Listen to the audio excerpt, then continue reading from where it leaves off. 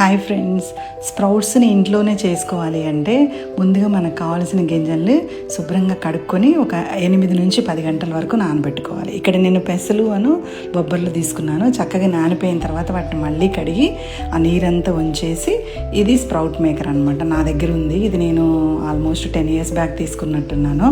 ఇప్పుడు చాలా వెరైటీస్ ఉన్నాయండి. ఇది నేను 2 layers స్ప్రౌట్ మేకర్ తీసుకున్నాను. ఇందులో కింద దాంట్లో వాటర్ వేయాలన్నమాట. తర్వాత ఫస్ట్ లేయర్ పెట్టేసి అందులో గింజలు వేసేసి మంచిగా చక్కగా పరవాలన్నమాట. పరిచేసి ఇక్కడ ఒక చిన్న నాబ్ లాగా ఉంటుంది, అది ఎయిర్ సర్క్యులేషన్ కోసం యూజ్ అవుతుంది అనమాట.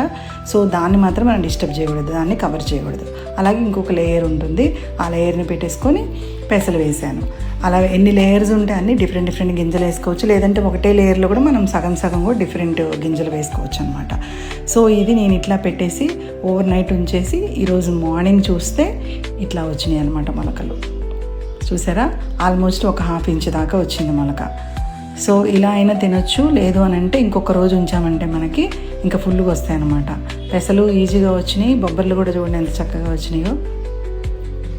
ఇంకొక రోజు ఉంచితే మాత్రం ఇంకా ఎక్కువ మొలకలు వస్తాయి. మంత్రి గారు చెప్పేది ఏంటంటే 1 inch మొలకలు రావాలి అంటారు. అంటే మనకి 2 daysలో వస్తాయి అనమాట. 1.5 dayలోనే వచ్చేస్తాయి. సో ఇదనమాట. సో ఇలా వచ్చిన తర్వాత మనము రెఫ్రిజిరేటర్లో పెట్టేసుకొని ఇంకా ఎప్పుడు తినాలనుకుంటే అప్పుడు మనము స్టీమ్ చేసుకొని తినేయచ్చు అనమాట. యాక్చువల్గా ఇలానే తింటే మొలకలు 100% ఫలితం వస్తుంది.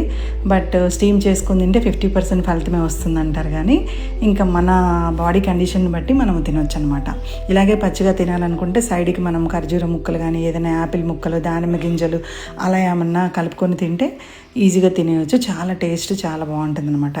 ఎవ్రీడే ఇలా మనం హెల్దీ వేలో మన డేని స్టార్ట్ చేసుకుంటే అసలు హార్మోనల్ ఇంబ్యాలెన్సెస్ లేకుండా ప్రోటీన్ చక్కగా ఉండి హెల్త్ చాలా బాగుంటుంది.